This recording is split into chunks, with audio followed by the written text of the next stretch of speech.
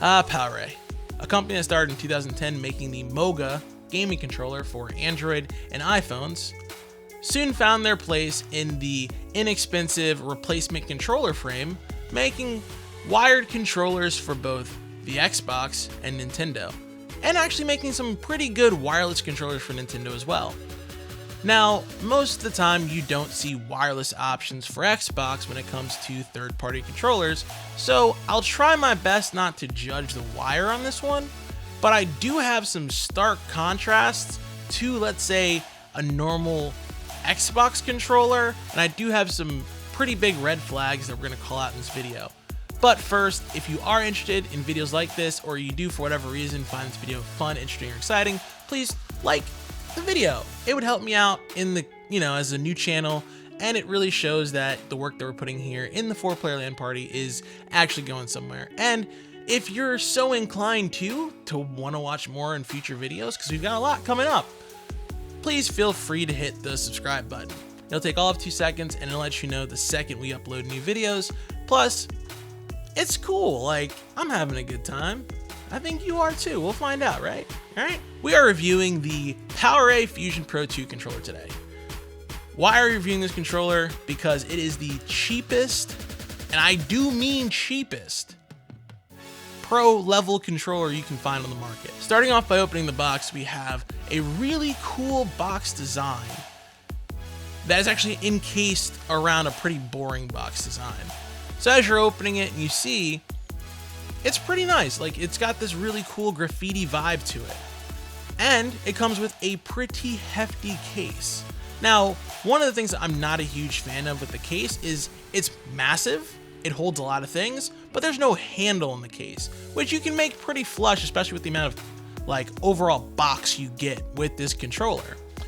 So as we're looking at the controller box, as we're going through it, you start to notice that there is a second face shield that is white, as well as a power cable to plug into the console in order to use, and the back button attachment.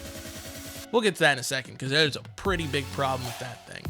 But for now, you also get a second back plate for the controller, and the controller is actually pretty hefty, filling your hands pretty well. As far as the overall ergonomics of the controller, it is pretty comfortable if you use the black faceplate. Now, I do want to start my, I would say, gripes at the faceplates, especially the white faceplate. See, the white faceplate does not have grips on it, but the black faceplate does, meaning that if you wanted to use the white faceplate for whatever reason, you unfortunately would be sacrificing the quality of holding the controller. But if that's something you want, you should be able to not have to sacrifice that. It's plastic. Let's just start off with the pros and the cons. I want to start off with the pros though, because I think we should start positive. Positive number 1 is the controller's actually a decent fit in your hand if you're not using the back attachments. I'll get to that in a second on the cons, but the controller itself feels good for a wired controller. It isn't small, it's pretty beefy, and it's very similar to the controller found with the PowerA Fusion Pro on Nintendo. So if you like a controller that you can actually hold, that feels, pretty hefty, and that gives you a feeling like, you're playing.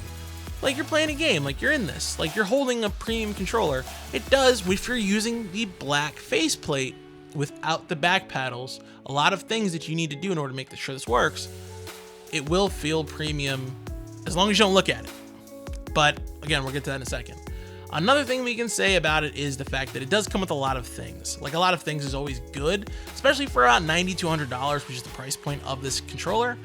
I would say that, yes, it's a good thing that this thing comes with a lot of things. And I would say that it is cool that it comes with a case, but, and I don't mean to throw a negative in the positive section, but I really would have liked a little handle on the top of the case, but that's more of a gripe than a con. But I do like the fact that the case is there. It is super sturdy, and I can tell you right now, it's definitely something you can throw in a backpack, let it bump around, a bunch of things in there, and you wouldn't really be afraid of it getting broken.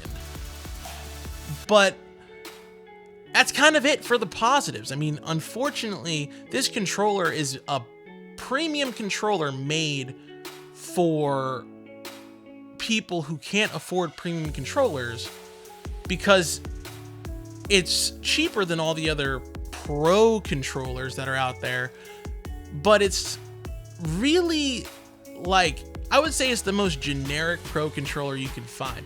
So like if you go to like Walmart, it's like the great value of controllers, of pro controllers, I should say. Unfortunately, that's where that's where the rubber meets the road with this controller. First and foremost, when you start talking about the back paddles that are on there, which is one of the main reasons why you're buying this controller, is because you have 4 back paddles, you unfortunately run into a situation where you have a problem controlling the back paddles if they're in your hand. You'll find that you're randomly clicking them. And in my tests, I found that I could accidentally click a back paddle, and because they're so soft and mushy, and because there's really not that much give that needs to be like had with this controller, if you're gripping the controller and if you're in a situation like I was playing Fortnite, for instance, I actually shot my gun off, and that alerted an entire squad to our presence, and then we had a whole fight. And I couldn't help because the controller also has another problem, which is the trigger stops. The trigger stops are actually horrible. So I would normally expect a trigger stop to be able to stop, right? Right. But unfortunately they don't. No matter where you are on the controller, there's always give on the triggers, no matter what stop or what direction you put. Now, unfortunately for me, that's not a trigger stop. That's not a trigger stop at all. Yes, if you are using the controller, you can feel a slight difference, a very, very slight difference in between the different trigger stops. But that difference is so small that if you were to actually tell me that it's there, like if let's say like somebody did a blind taste test and was like, oh, which trigger stop is on? I couldn't tell you. I couldn't even tell you if the trigger stop was on most of the time. And that's where we get into the biggest problem with this controller is it's offering you a lot of pro level things, but it's not giving you anything that actually works. The back paddles, which I was talking about previously, are so flimsy that, and they're made of plastic. They're made of plastic for the most part, and everything about this back paddle feels like it can crack if you're playing for long periods of time. And if you are a pro level quality gamer or somebody who plays a lot of games who's looking for that competitive edge, that's why you buy this controller, a controller like this, you run into issues very quickly with the quality and replacement of these pieces, because this isn't a controller that you can just go and buy pieces. Like, you could probably go to PowerA's website and order these pieces individually, but then you're putting more money into it, and by the time it's all said and done, you're probably going to be paying more than what the controller's worth. And you're probably going to be paying more than what like an Elite Series 2 or any other quality gaming controller product is worth.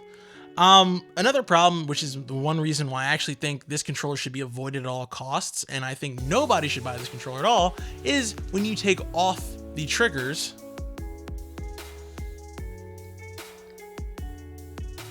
you run into an issue with the back plate if you don't have the back plate clip. If you're playing Mortal Kombat like I did and you realize, oh, these back paddles are just getting in the way at this point, they're clicking buttons randomly, and I just don't want to just deal with this, and you take it off, now you've exposed your controller to contacts. And I'm not saying like contacts in your phone, I'm talking about actual contacts that are built into the controller for the back paddles that are heavily raised. And these contacts are just open. Now, let's say you're like, oh, well, you know, that's not that big of a deal because it comes with this little plate, which fits on the back of the controller, which covers the contacts, but we're gamers. We lose things. Let's just be honest here. I've lost so many different pieces to a lot of different gaming pieces that I've had, pieces, that I just can't, in good conscience tell you that this is a good thing. And also putting the back paddle on, like putting the back plate on, is so annoying because there's like a little like slit. It just doesn't clip in. You have to actually like physically click it down. There's a lot of things you have to remember with this controller. Now, I am not a fan of recommending things that I wouldn't normally use. And I'll tell you right now, I would never use this controller normally. And before I get to like, my final verdict, because I'm not even close to being done yet, I want to talk about one last thing, which is the audio controls on this controller. The controller has a system in place to be able to play your game audio in your headphones, control the volume of your game chat, and your your video game sounds and all that stuff, and be able to mute your mic all at the same time in the controller, which is cool. But again, we're talking pro level here. Like, if you're buying this controller and you need all those features, you're going to have a decent headset that can mute the mic already, or that has volume controls already. You're not going to see many headphones that don't have that feature if you're paying this premium for this controller. Unfortunately, again, it's a gimmick that is actually on their cheaper controllers that makes sense for people. If you're paying $39 for a controller, which is a controller that I'm going to review for PowerA for the Xbox, that is actually good, which is basically this controller right here, just a lot cheaper and better in my opinion, because you're not paying an exorbitant fee for extra features. But we're going to get to that video another time. Subscribe to see that video. You really run into problems with this controller, honestly, when it comes down to seeing the value of $100 out of your pocket for a case, an extra, shield for the controller and everything else. And that's where I want to stop, and I want to make my final point on the not the triggers. I want to make my final point on the control sticks, because the faceplate does come off. You just basically get a finger in a groove and you pluck. It's not easy, and it does scratch, so that's another thing. Yeah, you get a finger in and then faceplate comes off. Now, when I did this for the first time, the stick fell off. Right here, this stick fell off. And when the stick fell off, it didn't go back. So it was drifting. And everybody knows that stick drift sucks. And I never have stick drift. Like, everything that I own, I take very, very good care of. And I just took the controller out. I didn't even use it yet. I literally just played with it and shot, did all my shoots and everything like that. And I realized I can't get the trigger to undrift. So I had to go through. I had to take out the trigger, measure the way it's set up, and the way you can put it in, because it's not like a magnet like the Xbox Series controller, and it's not like a clip where it's like shaped a certain way. It's a square. It's a square. And I had to perfectly align that square in, and me taking it off now, it's unaligned. It is. It's not going to be perfect, and it'll probably cause some drift. And then, because I know they figured this out in the first version of the controller, you're starting to notice that there's a little bit of dead stick in the middle of the controller just to avoid that problem. This is their second iteration of this controller, and all they really did was just add the share button in the middle for the Series X, which I appreciate. That's the only really thing that they did to make this controller valuable. I wouldn't recommend this controller to anyone. I think this controller is honestly a waste of money. I think this controller is a waste of time. I think if you buy this controller, you're spending money in ways that you shouldn't, especially if you're looking for a premium controller. You can buy a better premium controller. And I'm telling you right now, we're going to be reviewing some really good controllers, and I'm going to review the PowerA Spectra controller that is actually this controller, just with 2 less buttons on the back. But it has everything else, and it's better. It's a lot better, because it won't drift on you or have any of the issues I told you about before. There's no open contacts you have to worry about. All I'm saying is, I would never recommend this controller. This is a complete skip, in my opinion. This is 100% a controller I would never let anybody in my family use. I would never hand this controller to somebody if I wanted to beat them in a video game, because this is a 100% a controller where somebody said, "Oh, you cheated, you hand me the second player controller." I would totally be like, "Yeah, I cheated. I lost that match and every other match I've ever played against you because you used the controller." This controller is literally like, this controller is the quintessential I effed up and bought a $90 to $100 paperweight, because at the end of the day, you bought a controller and you could have just bought the regular Xbox controller. And I know